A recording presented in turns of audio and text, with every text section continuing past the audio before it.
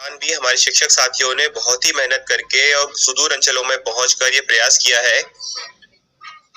कि स्कूल बंद होने के उपरांत भी हमारी सीखने सिखाने की गतिविधि है वो बंद ना हो, वो बाधित ना हो। और उसी का परिणाम है कि आज हमारे पास इतनी सारी सक्सेस स्टोरीज हैं और हमारा हमेशा प्रयास होता है कि हमारे जो अच्छे टीचर्स ने काम किया, जो अच्छा काम किया है, उसको हम लोग सराहें, प्रोत्साहन दें और ऐसे टीचर्स की सक्सेस स्टोरी है आप सभी तक लेके जाएं, ताकि हमारे बाकी शिक्षक साथी भी देख सकें कि इन मुश्किल परिस्थितियों में भी अगर आप मोटिवेटेड हो और स्वचेतना से काम करते हो तो इन मुश्किल परिस्थितियों में भी अच्छा काम करना संभव है। मैं और ज्यादा समय न लेते हुए आज का जो हमारा निष्ठा प्रशिक्षण पे शैक्षिक संवाद आयोजन किया गया है, बहुत संक्षेप में जो उन मॉड्यूल्स को मैंने देखा है और क्या समझ पाया है हम लोगों ने। आज हम मॉड्यूल क्रमांक 7, 8 और 9 यानी कि विद्यालय आधारित आकलन, पर्यावरण अध्ययन का शिक्षा शास्त्र और गणित का जो शिक्षा शास्त्र है, इन 3 बिंदुओं पे चर्चा करने का प्रयास किया गया है इस शैक्षिक संवाद के आयोजन से। आप देख रहे हैं कि नई शिक्षा नीति और इसके पहले जो नेशनल करिकुलम फ्रेमवर्क आया था, उसमें इस बात पे बहुत ज्यादा जोर दिया गया था और इनफैक्ट नई शिक्षा नीति भी इस बात को बार बार दोहराती है कि बच्चे जो कक्षा में सीखते हैं, कैसे उसको उन जो नई सीखी गई बातें हैं, जो नया ज्ञान अर्जित किया गया है, उसको हम रियल लाइफ में कैसे जोड़कर देख सकते हैं, ताकि जो सीखा गई बातें हैं वो और बुद्धि से बच्चों को समझ में आए और उससे जुड़े जो विषय वस्तु हैं उस पर बच्चों की बेहतर समझ बन सके।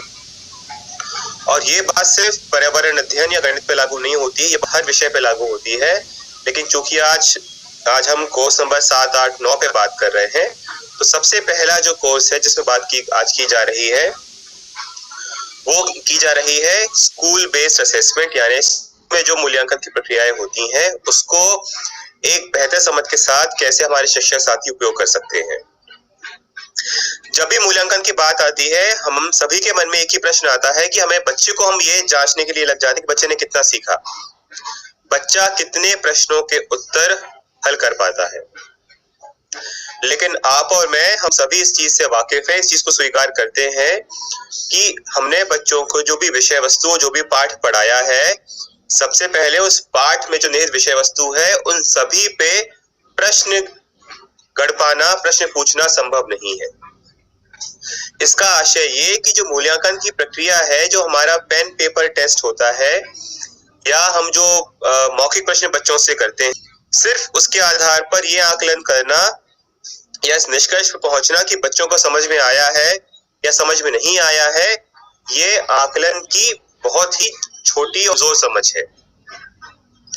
हमें समझना चाहिए कि जो स्कूल बेस्ड असेसमेंट है, उसमें पेन पेपर पेंसिल जो टेस्ट होता है वो सिर्फ एक जरिया है, एक टूल है। इसके अलावा भी बहुत सारी ऐसी प्रक्रियाएं होती हैं, बहुत सारे ऐसे प्रोसेसेस होते हैं जिसमें शिक्षक साथियों को बहुत ज्यादा समय और ऊर्जा नहीं लगता है। अगर उनका भी उपयोग करेंगे तो एक बेहतर समझ बन पाएगी। टीचर्स को अपने क्लास के जो लर्निंग आउटकम्स हैं, जो लर्निंग लेवल से बच्चों का, उसका एक बहुत अच्छा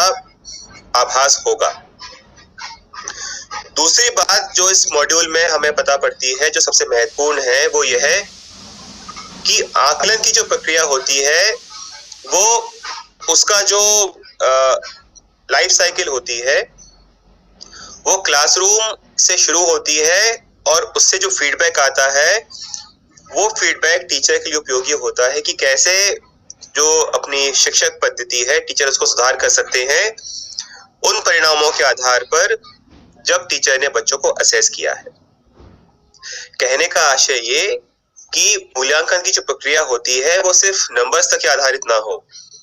कि इतने बच्चों का ए ग्रेड है, इतने बच्चों का बी ग्रेड है, इतने बच्चों का सी ग्रेड है या इतने बच्चों का डी और ई ग्रेड है, और हमारा फिर पूरा ध्यान डी और ई और सी ग्रेड के बच्चों को रेमेडिएशन पे या अतिरिक्त उनको पढ़ाई में गुजार दिया जाए। ऐसा बिल्कुल भी नहीं है। असेसमेंट के माध्यम से, मूल्यांकन के माध्यम से जो फीडबैक प्राप्त होता है, यह फीडबैक बच्चों के साथ साथ शिक्षक ने किस तरह से पढ़ाया है उससे ज्यादा फीडबैक शिक्षक को प्राप्त होता है। तो हमारे शिक्षक साथियों को ये बात बहुत ही ध्यान देने की आवश्यकता है और इस बात पे जोर देने की आवश्यकता है कि जब हमने बच्चों का असेसमेंट किया है, बच्चों का मूल्यांकन किया है, तो बच्चे के साथ साथ हमने किस तरह से पढ़ाया है, हमने स्वयं कितना पढ़ाने में मेहनत की है, इस बात का भी परिणाम है जो बच्चों के स्कोर्स के माध्यम से परिलक्षित होता है। और बच्चों के जो अंक आए हैं उसके माध्यम से जो फीडबैक प्राप्त होता है, उस फीडबैक का उपयोग करके आपके जो क्लासरूम प्रोसेसेस हैं, आप किस तरह का टीएलएम यूज करते हैं, किस तरह की शिक्षण पद्धति अपनाते हैं, इन सभी बिंदुओं पे आपको फीडबैक मिलता है। इसका उपयोग जरूर किया जाना चाहिए ताकि फीडबैक का उपयोग कर जो असेसमेंट का डेटा आया है, जो जानकारी आई है, जो प्रमाण आपके पास आया है, उसका उपयोग करके शिक्षागत प्रक्रिया है उसको आप और मजबूत कर सकते हैं। दूसरा जो मॉड्यूल है वो पर्यावरण अध्ययन का शिक्षा शास्त्र है। उसमें बहुत छोटी सी बात मुझे कहनी है कि पर्यावरण अध्ययन एक ऐसा विषय है जो कक्षा की 4 दीवारों से ज्यादा, कक्षा की 4 दीवारी के बाहर और स्कूल का जो कैंपस है वहां बच्चे ज्यादा सीख सकते हैं। पर्यावरण अध्ययन के जितने भी विषय वस्तु हैं, आप देखेंगे कि ये एक ऐसा विषय है जिसका सीधा जो संवाद होता है वो प्रकृति से होता है। बच्चे जिस परिवेश में रहते हैं, जिस एनवायरनमेंट में रहते हैं, जीवन व्यतीत करते हैं, हर जगह तमाम ऐसे बच्चों को एक्सपीरियंस होते हैं, अनुभव होते हैं जहाँ पे उनका पर्यावरण से सीधा संवाद होता है। और हमें इन्हीं बिंदुओं को ज्ञात करके, इन्हीं बिंदुओं की मैपिंग करके बच्चों को पर्यावरण अध्ययन पढ़ाने का प्रयास करना चाहिए। और मैं पुनः इस बात को दोहराऊंगा कि पर्यावरण अध्ययन एक ऐसा विषय है जो कक्षा के अंदर कम और कक्षा के बाहर अगर हम उसको लेकर जाएंगे तो बच्चे निश्चित तौर पे ज्यादा अच्छे से समझ पाएंगे, ज्यादा अच्छे से उन प्रक्रियाओं पे गौर कर पाएंगे।